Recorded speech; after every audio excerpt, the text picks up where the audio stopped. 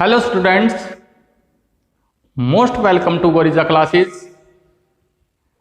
बच्चों, आज का हमारा जो नया टॉपिक है वो है संसाधन अर्थात रिसोर्स। बच्चों, संसाधन क्या होते हैं, इनके बारे में आज हम कुछ जानकारी इकट्ठी करेंगे। बच्चों, सबसे पहले तो हम ये देखते हैं कि संसाधन होते क्या हैं।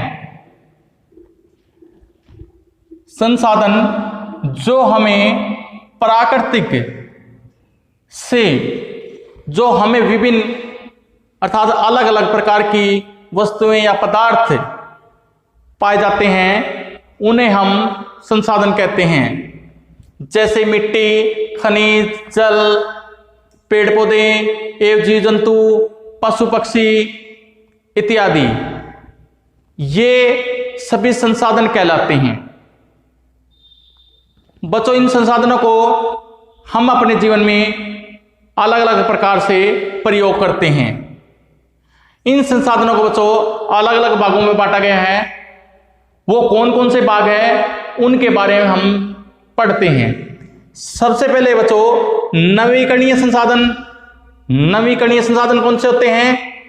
जो वस्तुएं या पदार्थ जिनका प्रयोग हम अपने जीवन में बार बार प्रयोग कर सकते हैं, उन्हें नवीकरणीय संसाधन कहते हैं।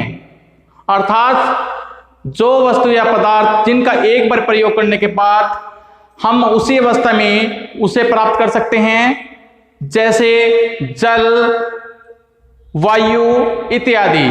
बच्चों, इनको हम अपने जीवन में एक बार प्रयोग करने के बाद दोबारा उसी अवस्था में उसे प्राप्त कर सकते हैं, वो होते हैं नवीकरणीय संसाधन। सेकंड है बच्चों इसमें अनवीकरणीय संसाधन। जो वस्तुएं या पदार्थ जिनका एक बार प्रयोग करने के बाद उसका दोबारा पुनः उसी अवस्था में उसका प्रयोग हम अपने जीवन के अंदर नहीं कर सकते, उन्हें हम अनवीकरणीय संसाधन कहते हैं। जैसे तेल, कोयला इत्यादि। बच्चों, जो ये पदार्थ होते हैं इनको हम एक बार अपने जीवन में सिर्फ एक बार प्रयोग कर सकते हैं, दोबारा उसी अवस्था में उसको प्राप्त नहीं कर सकते।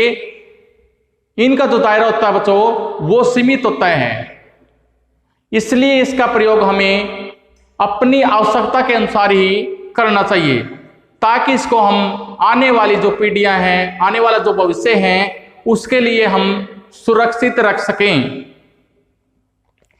आगे बढ़ते हैं बच्चों हम संभाव्य संसाधन।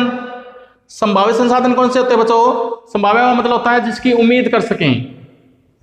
ये वे संसाधन होते हैं जिनकी मात्रा को हम मतलब पूरी तरह से याद नहीं कर सकते, उसका प्रयोग जो है बच्चों, उसका जो प्रयोग है बच्चों हम अपने भविष्य में किया जा सकता है।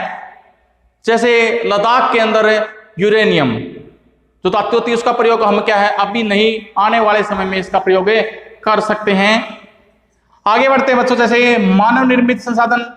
मानव का मतलब बताइए आपको, मनुष्य निर्मित का मतलब होता है किसी चीज का निर्माण करना।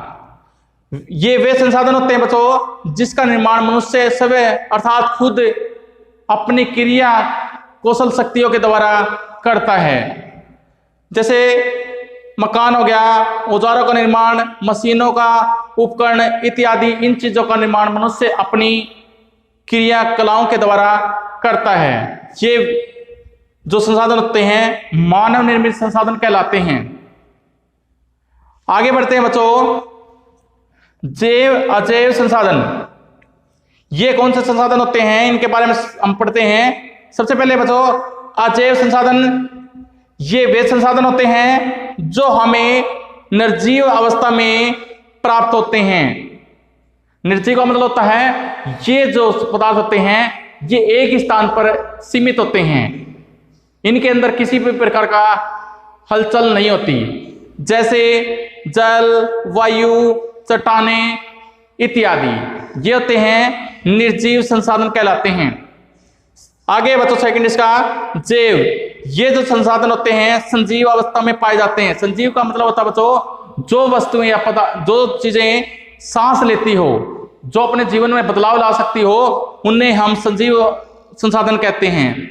जैसे जीव जंतु, मनुष्य, पशु पक्षी, पेड़ पौधे, औषधियां इत्यादि। ये जो चीजें होती है बच्चों, इन्हें हम जैव संसाधन कहते हैं। बच्चों, जो आज का हमारा टॉपिक था संसाधन, हम उम्मीद करते हैं कि ये सभी बच्चों को अच्छी तरीके से समझ में आ रहा होगा। अगर फिर भी किसी बच्चे को किसी भी प्रकार की प्रॉब्लम आ रही है तो वो अपनी प्रॉब्लम को कमेंट बॉक्स के अंदर डालें, ताकि हम उस बच्चे की समस्या को दूर कर सकें। Thank you, have a nice day.